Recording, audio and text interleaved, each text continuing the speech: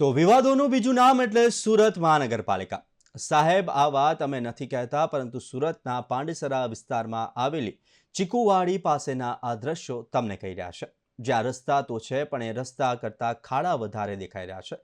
ત્યારે ખાડા નગરી સુરતની આ સુરત પણ ખરેખર જોવાલાયક છે. જોઈએ ખાડા નગરી સુરતનો આ વિશેષ અહેવાલ. કરોડોનું બજેટ ધરાવતી સુરત મહાનગરપાલિકા જે વખતો વખત વિવાદોમાં રહેતી આવી છે અને જાણે વિવાદોની સાથે જૂનો નાતો હોય તેમ અવારનવાર પોતાના ભ્રષ્ટ અધિકારીઓના પાપે સામાન્ય નાગરિકોને ભોગ બનાવવાનો વારો આવે છે.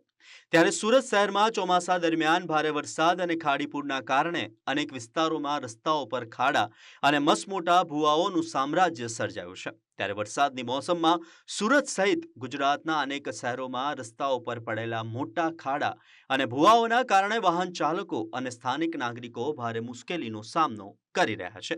જ્યાં આ વર્ષે ચોમાસાની સિઝનમાં સૌથી વધુ વરસાદ દક્ષિણ ગુજરાતના જિલ્લામાં વરસી રહ્યો છે. સુરતમાં છેલ્લા ઘણા દિવસથી અવિરતપણે વરસાદે ધામા નાખ્યા છે. ત્યારે ભારે વરસાદને પગલે શહેરના રસ્તાઓની હાલત બિસ્માર બની છે અને સૌથી વધુ વિકસિત શહેરની હાલત કફોડી બની છે અને સુરત શહેરના અનેક રસ્તાઓ હાલ તૂટી ગયેલી હાલતમાં દેખાઈ રહ્યા છે. પાંડેસરા વિસ્તારમાં તો પહેલા બહુ સારું હતું. હવે એમ જોવા જાય તો જેમ રસ્તા ખાડો ને એ બધું થાય એ પ્રમાણે એસએમસી ને એ બધું કરવું જોઈએ એ લોકોને. હવે બહુ ખરાબ પરિસ્થિતિ, આવડા મોટા મોટા ખાડા છે, હવે આપણે ગાડી આખો અંદર ના આવી જાય. એસએમસી ને કહેવા માંગીએ કે માણસને આટલું ખરાબ પરિસ્થિતિમાં એ રસ્તામાં ને ટ્રાફિક બી બહુ થઈ જાય ને ખાડાના લીધે વરસાદના લીધે ટ્રાફિક થઈ જાય ને એ બધું.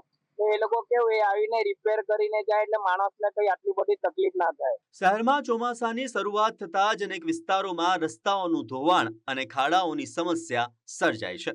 કેટલીક જગ્યાએ રસ્તાઓ ધસી જતા ભૂવા પડ્યા છે, તો સાથે રસ્તાઓ ખખડધજ જોવા મળી રહ્યા છે, જેના કારણે વાહન ચાલકો અને રાહદારીઓને ભારે હાલાકીનો સામનો કરવો પડી રહ્યો છે. હું પર્વત પાટિયાથી અહીંયા સુધી આવ્યો છું અને પરિસ્થિતિમાં અત્યારે થોડો વરસાદ સ્લો થયો છે, બાકી સવારથી વરસાદ અવિરત પડે જ છે. અત્યારે ખાડાઓ મને એટલા બધા તો નથી નડ્યા, કેમ કે હું અંદરના રસ્તેથી આવ્યો છું. મેં હાઈવે વાળા રસ્તા પર કદાચ ખાડા હોય તો ખ્યાલ નથી, અને આ જે જગ્યા છે અહીંયા સૌથી હાઈએસ્ટ ખાડા વધારે છે. શહેરના પાંડેસરા, ચીકુવાડી અને પાંડેસરાની આસપાસના વિસ્તારના મુખ્ય માર્ગો પર ખાડા પડતા દૈનિક અવરજવર મુશ્કેલ બની છે.